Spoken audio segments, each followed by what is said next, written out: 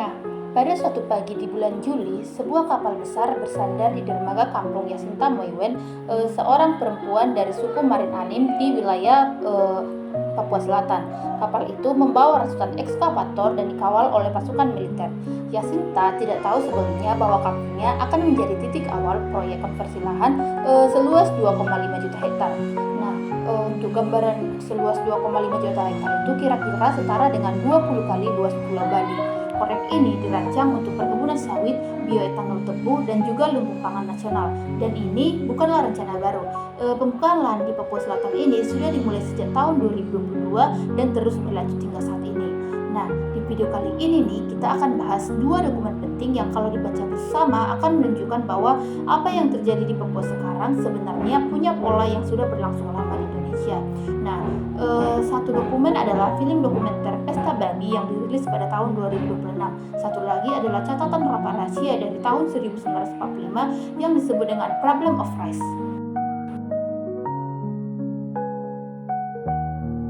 Nah, Pesta Babi adalah film dokumenter investigatif yang dirilis pada tahun 2026.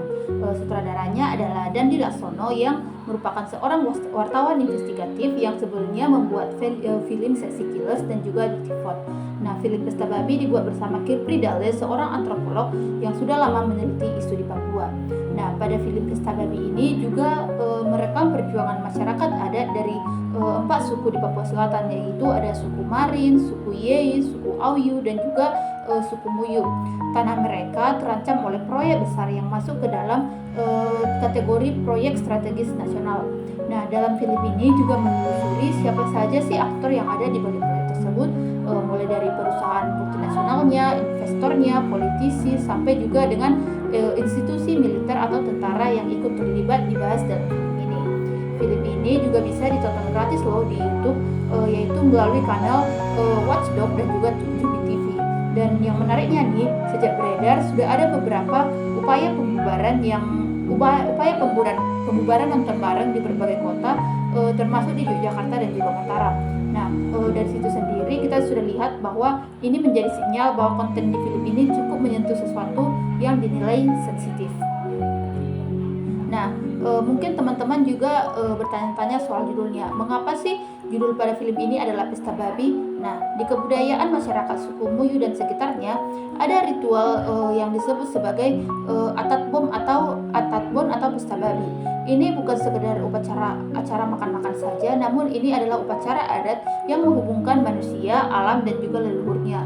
Babi dalam konteks ini adalah simbol kemakmuran dan juga kebersamaan antar komunitas. Nah, sutradara yaitu Dandi Laksono menggunakan judul ini juga sebagai cara untuk menggambarkan proyek besar yang sedang terjadi di Papua Selatan pada saat itu. Pertanyaannya adalah siapa yang sedang merayakan dan juga siapa yang sedang menanggung beban akibat dari proyek seluas 2,5 juta hektar itu, dan itulah yang mencoba dijawab dalam film Pesta Babi yang cukup viral di berbagai media sosial pada saat ini.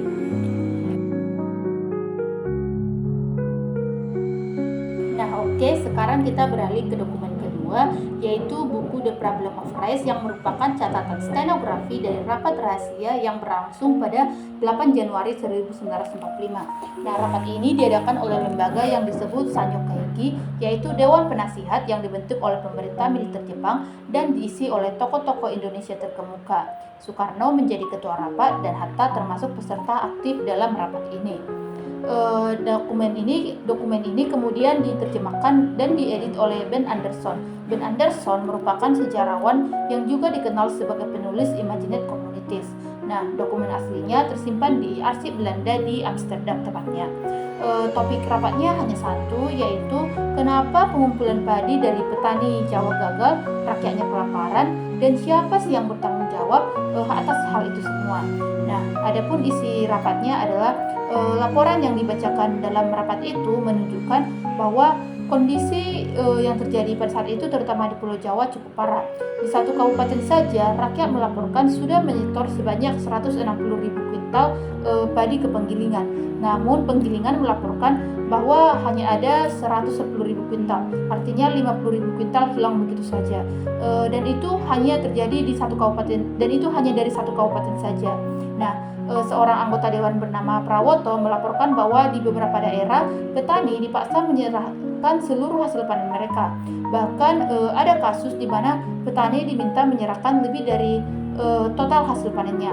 Nah, sementara itu data dari Keduren Pati menunjukkan bahwa pada kuartal ketiga tahun 1944, angka kematian sudah melampaui angka kelahiran. Nah, gila kan kamu teman-teman? Nah, sebagai perbandingan, menurut catatan dalam dokumen, distribusi beras yang diterima rakyat biasa di luar kota hanya sekitar 3-20 gram per orang per hari. Nah, sementara kebutuhan yang dianggap layak pada saat itu adalah sekitar 400 gram orang per hari. Nah, menurut analisisnya si Ben Anderson dalam buku ini, dia mencatat dua hal penting dari seluruh diskusi dalam rapat itu. Yang pertama adalah kaum intelektual nasionalis yang hadir pada rapat itu memang paham bahwa kondisi petani saat itu sangat buruk, tapi mereka melihatnya sebagai masalah sementara akibat perang saja dan bukan sebagai persoalan struktural yang sudah lama ada dalam sistem pertanian. Kedua, semakin dekat para intelektual itu kekuasaan, semakin mereka jauh dari kepentingan petani. Kepentingan para kaum intelektual itu mulai menyatu dengan kepentingan otoritas yang sudah ada.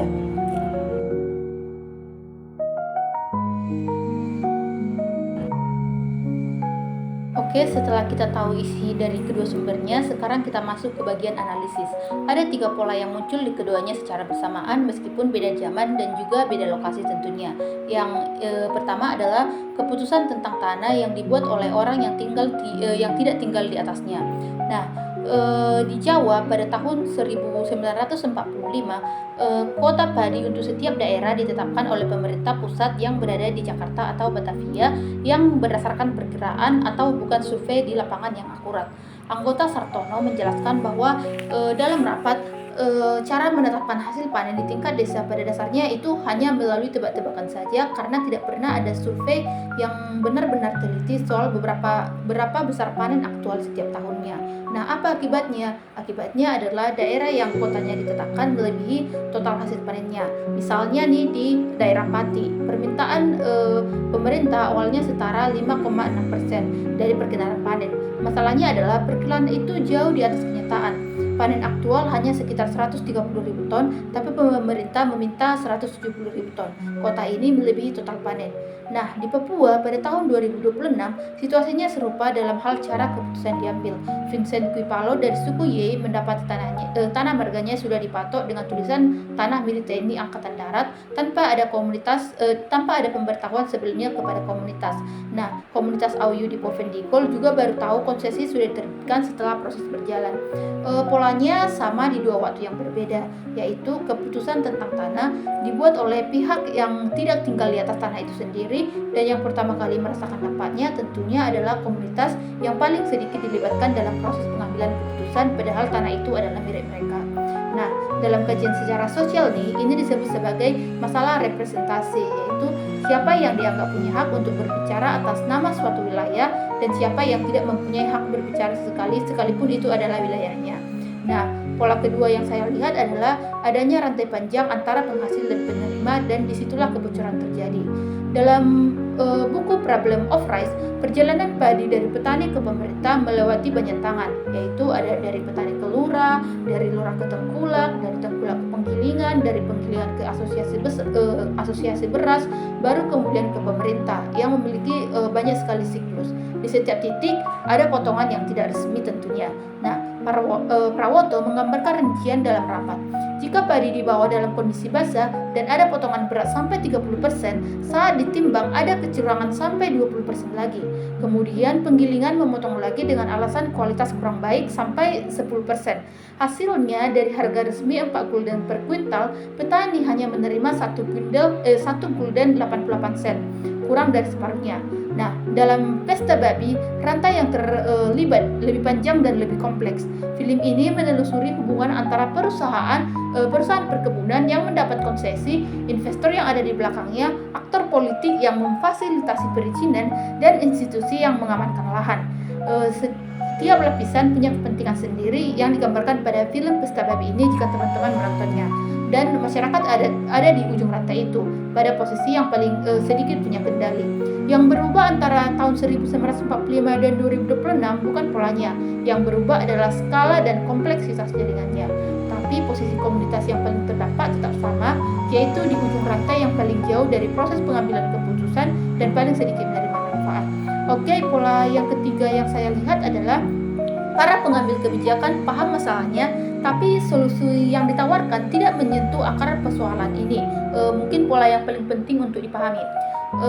Di Sainyo Kaigi yang merupakan yang dibahas di buku The Problem of Rice, para peserta rapat bukan orang-orang yang tidak peduli. Mereka paham kondisi petani buruk. Hatta mengusulkan agar perhitungan kuota dimulai dari kebutuhan desa terlebih dahulu, baru sisanya diserahkan ke pemerintah. Supomo mempertanyakan apakah wajar menyalahkan rakyat yang justru menjadi korban sistem. Pramoto menyebut langsung bahwa ada salah dalam cara pemerintah mengelola distribusi pangan.